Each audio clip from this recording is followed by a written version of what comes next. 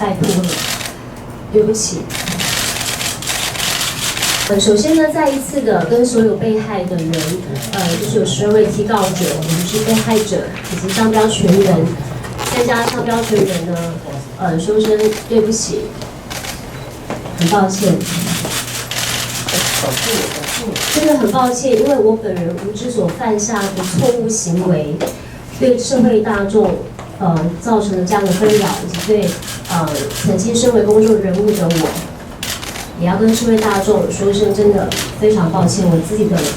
不良示范是非常不对也不正确的，对不起。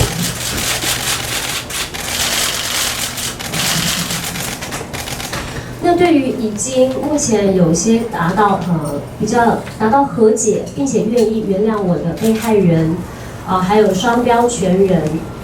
我由衷的再次的感谢你们给我最后一次的机会，愿意原谅我，再次跟你们说声谢谢。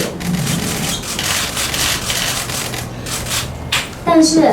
还是有对于无法原谅我的被害人们，我知道我没有办法再去请求你们的原谅，但是我真的知道做错了，我自己做错这样错误的行为，我自己也很痛苦，也付出了很大的代价。当然，如果今天公开这个记者会你们看到的话，我还是希望可以争取你们的原谅跟谅解，拜托了。对不起，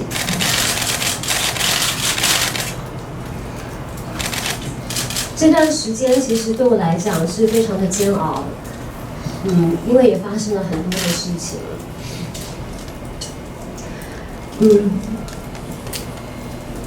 除了购买商品的被害人受到损害之外，对于商标权受害的商标权人有香奈儿、Chanel、Fendi 还有 Stella McCartney 3家的国际品牌经纪公司，我在此呢，对于我这样子的行为，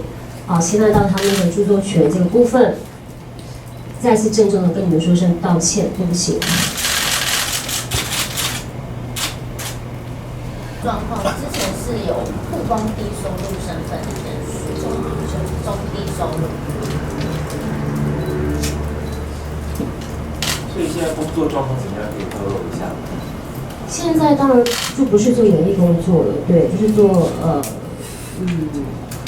最近又开始改行，对，因为家里发生这件事情，对，所以还是要继续工作，对，不管结果是怎么样，还是要工作吧，对啊。你说转行大概是在做什么？我刚刚讲做内容啊，最近。对啊，就是家里发生这些事情，所以对就没有在原来的那个岗位工作，自己